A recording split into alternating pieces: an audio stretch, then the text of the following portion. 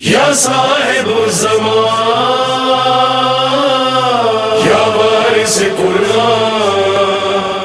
اسی طرح be be کا جو خطبہ ہے اسی کے چند چیزیں بہرحال آپ کی خدمت میں عرض کرنی ہے، اور بہرحال آپ سے التماس سے دعا کہ بی بی نے وہ جو خطبہ دیا جہاں توحید کے معارف ہیں اور نبوت پر گفتگو ہے، نماز پر، امامت پر گفتگو مفصل ہے، اس کے اندر بی بی نے چند ایسے عوامل یعنی ایسے فیکٹرز کو ڈیفائن کیا ہے کہ جو ایک سوسائٹی کو، ایک کمیونٹی کو تباہ کرنے میں کام آتے ہیں۔ یعنی اگر یہ فیکٹرز کسی سوسائٹی میں پائے جائیں تو یہ جو کمیونٹی ہوتی ہے وہ ختم ہو جاتی ہے، برباد ہو جاتی ہے۔ بی بی اب سامنے آپ جانتے ہیں کون لوگ بیٹھے ہوئے تھے، سامنے مدینہ ہے، وہ مدینہ کہ جو ابھی رسول خدا کو گئے ہوئے زیادہ عرصہ نہیں ہوا، وہ مدینہ کہ جو پہلی اسٹیٹ ہے، ریاست مدینہ ہے، یعنی پہلا مسلم اسٹیٹ کریٹ ہوا ہے۔ اس کے اندر آخر کیا ایسی وجوہات آ گئیں کہ وہ پوری کمیونٹی جو ہے وہ گر گئی، ایک دم اندھیروں کی طرف آ گئی۔ آخر کوئی تو فیکٹرز ہوں گے کہ جو وہاں پر تھے۔ آج ہم دیکھیں کہ آج کیا ہم اپنی کمیونٹی، اپنی سوسائٹی، اپنی جو بھی ہمارا ایک ہے، کیا یہ واقعی یہ بھی خدا نخواستہ اس طرح تو نہیں ہے یا اس سے ڈیفرنٹ ہے؟ کیونکہ جب ہم تاریخی بات کرتے ہیں یا کسی کی بات کرتے ہیں تو ہم ہمیشہ سمجھتے ہیں یہ تو دوسروں کی باتیں ہو رہی ہیں مولانا، ہمارا تو اس میں کوئی قصور نہیں ہے، ہم تھوڑی ہیں اس طرح، یہ تو دوسروں کی باتیں نہیں ہے ذانے ہوتے ہیں۔ جب کوئی چیز تحلیل کی جاتی ہے یا کمپیئر کی جاتی ہے تو اس کو آج آپ کو دیکھنا پڑے گا کہ ویئر وی آر اسٹینڈنگ۔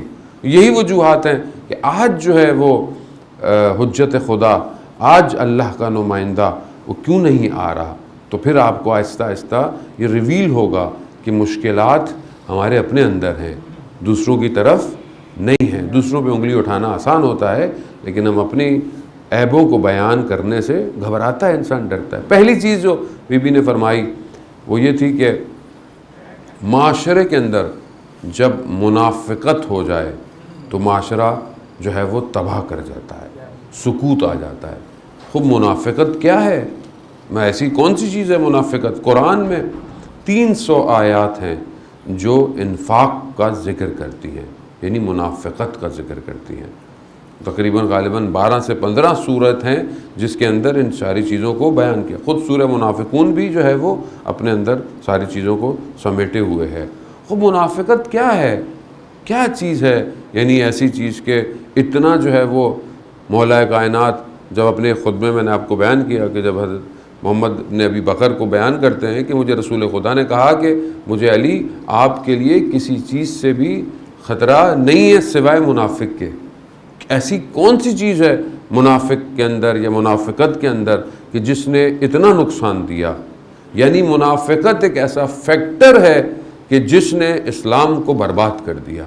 اس کی وجہ کیا ہے؟ اس کا ظاہر کچھ اور ہے، اس کا باطن کچھ اور ہے۔ آخری ایام ہے رسول خدا مسجد نبوی میں آئے، میں نماز پڑھائی اور کہا کہ اب میں ہو سکتا ہے کہ مسجد میں نہ آؤں، اگر کسی کو کچھ سوال ہے، کسی کو مجھ سے پوچھنا ہے، کوئی دعا ہے تو مجھ سے پوچھ لو۔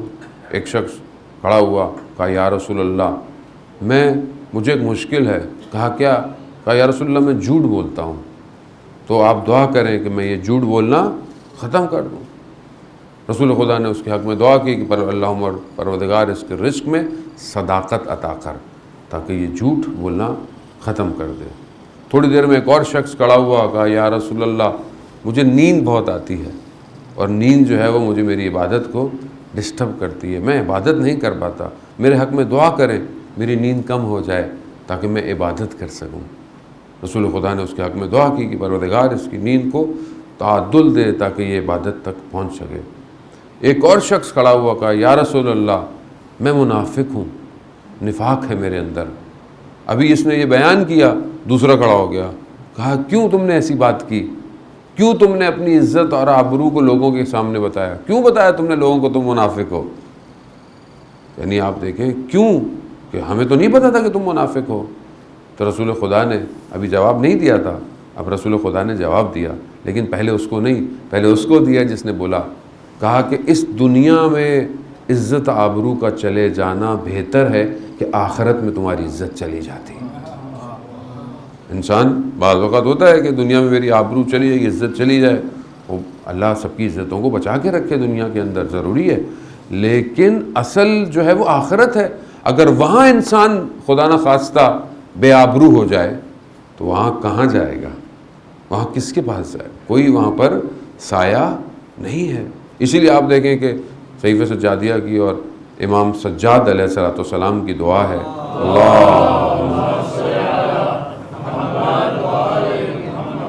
امام ارشاد فرماتے ہیں کہ پروردگار مجھے قیامت میں میری عزت اور آبرو کو بچا کے رکھنا۔ کیوں؟ کیونکہ وہاں ساری چیزیں آشکار ہوں گی، وہاں آپ چھپا نہیں پائیں گے۔ یہاں میں خوشبو لگا کر، اچھے کپڑے پہن کر اور اندر منافقت لے کے آپ کے سامنے بیٹھا ہوں، آپ کو تھوڑی نظر آئے گا۔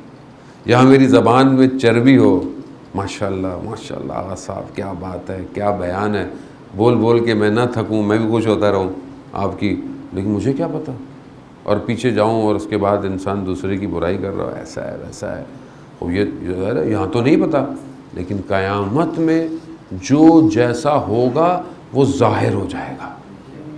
اسی لیے اس لیے کہتے ہیں کہ دعا ہر وقت مانگنی چاہیے کہ خدا ہمیں، تو دنیا میں تو ستار ہے، تو نے چھپا کے رکھا ہے، تو نے ساری چیزوں پہ پردہ ڈالا ہوا ہے، لیکن مجھے آخرت میں تیری ستاریت کی زیادہ ضرورت ہے پروردگار۔ اور اس رسول خدا نے فرمایا کہ آخرت میں آبرو بچ جائے، دنیا میں چلی جائے پھر بھی نقصان نہیں ہے۔ پھر رسول خدا نے اس کے حق میں دعا کی، بہرحال خدا تمہارے دل سے منافقت کو دور کرے۔ اب آپ دیکھیں کہ منافقت کرتی کیا ہے اور اس نے کیا کیا معاشرے میں، یعنی ظاہر میں سب عبادت گزار، ظاہر میں پرہیز گزار، نوافل سجدے، لیکن اندر انفاق پایا جاتا۔ یہی چیز حسد ہو یا جو بھی ہو، اسی نے تباہ کر دیا اسلام کو۔ آپ دیکھیں کہ جیسے ہی رسول خدا گیا اس کے بعد اوورکم کر لیا ان لوگوں نے۔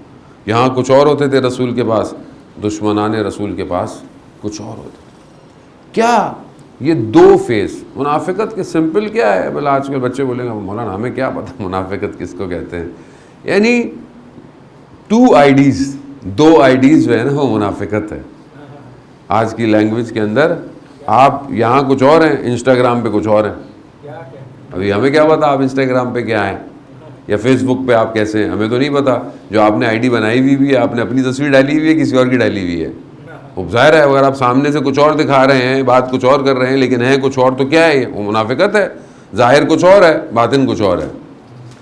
یہاں پر ہو سکتا ہے ظاہر میں بہت اچھا، بہت پرہیزگار، لیکن سوشل میڈیا پہ اللہ اکبر کیسا ہوں میں، کسی کو کیا پتا کیسا ہوں میں۔ میری ہسٹری جو ہے سرچ کی وہ تو میں ڈیلیٹ کر دیتا ہوں، بچے ڈیلیٹ کر دیتے ہیں، کیوں؟ اماں ابا کو پتہ نہ چلے۔ لیکن اگر وہ دکھا دی جائے ساری تو بچے کس کے سامنے شرمندہ ہوں گے؟ خود شوہر بیوی کے سامنے شرمندہ ہے۔ عزیزان محترم، آپ کیا سمجھ رہے ہیں؟ مطلب جب ہم کوئی بات کرتے ہیں تو آپ فوراً نہیں وہ تو دشمن ہوں گے، ایسے ہوں گے نا، اپنے اوپر ہم رکھ کے دیکھیں ہم کتنے منافق ہیں، ظاہر میں ہم کیا ہیں، باطن میں ہم کیا ہیں۔ اور آج کل سوشل میڈیا یہ سب سے بڑی منافقت ہے۔ ماشاءاللہ ماشاءاللہ ماشاءاللہ، ادھر دیکھا کمنٹ کر رہا ہوں، پتہ نہیں کیا کر رہا ہوں، کہاں کمنٹ کر رہا ہوں، کہاں کیا کر رہا ہوں۔ خوبی کیا ہے؟ دو روح یعنی دو شکلیں بنا کر بیٹھا ہوں میں۔ ایک میری آئیڈینٹی وہ ہے جو میرے محلے والے جانتے ہیں، ایک میری آئیڈینٹی وہ ہے جو میرا موبائل جانتا ہے، بس۔ ایک میری آئیڈینٹی وہ ہے جو لوگوں کے سامنے میں ہوں، ایک میری آئیڈینٹی وہ ہے کہ جو میں اپنی تنہائی اور خلوت میں ہوں۔ میں کس کے ساتھ منافقت کر رہا ہوں؟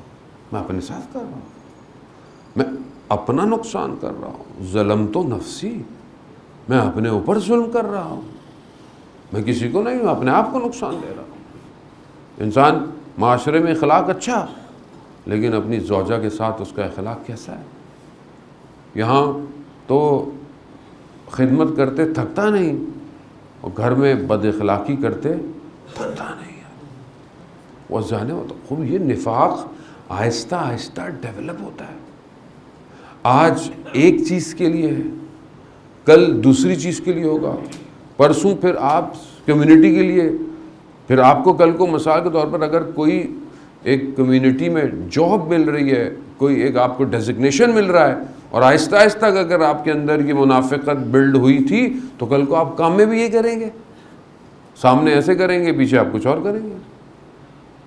جیسے ہم لوگ سامنے بہت سے لوگ بہت سی اچھی باتیں مذہبی سارے ہوتے ہیں، لیکن نیچے بیٹھتے ہیں مہاراج کرام کو کیا پتا ابھی دنیا میں کیا ہو رہا ہے، مہاراج کیا ہے، ادھر بولو تو اس سے اچھا مقلد ہی کوئی نہیں ہوگا. منافقت ہے، وہ ہم چیزوں کو سمجھ نہیں جانے. خوب یہ قلب کا مرض ہے، یہ جو بیماری ہے نا یہ قلوب میں ہے، یہ ظاہر میں نہیں ہے بیماری کہ آپ بولے ڈاکٹر کو دکھاؤں، ڈاکٹر مجھے چیک کریں کتنی منافقت ہے، یا پی سی آر ٹیسٹ کرائیں میرا تو پتہ چلے کہ کتنی پرسنٹیج ہے. نا، یہ وائرس ظاہری وائرس نہیں ہے، یہ وائرس باطنی وائرس ہے، اور یہی پھر انسان کے اندر اتنا پھیل جاتا ہے کہ انسان ولی خدا کے سامنے آ جاتا ہے. اس کا بیسٹ علاج کیا ہے کہ انسان ولایت کی ویکسینیشن لگاتا رہے، اپنے آپ کو اہل بیت کے در پہ جھکاتا رہے، وہ خود بخود نفاق ہٹ جائے گا. کیوں یہ حدیث ہے کہ مولا علی کا ذکر کرو، منافق اور مومن کی پہچان ہو جائے گی. اگر چہرہ کھل گیا تو سمجھ لو کہ مومن ہے، اور اگر شکنیں پڑ گئیں تو سمجھ لو کہ منافق ہے. خدا کا شکر کہ خدا نے بہرحال ہمیں ان بیماریوں کا علاج دیا ہوا ہے. اس لیے کہتے ہیں کہ اونچی آواز میں صلوات پڑھنا دل سے نفاق کو دور کرتا ہے. صلوات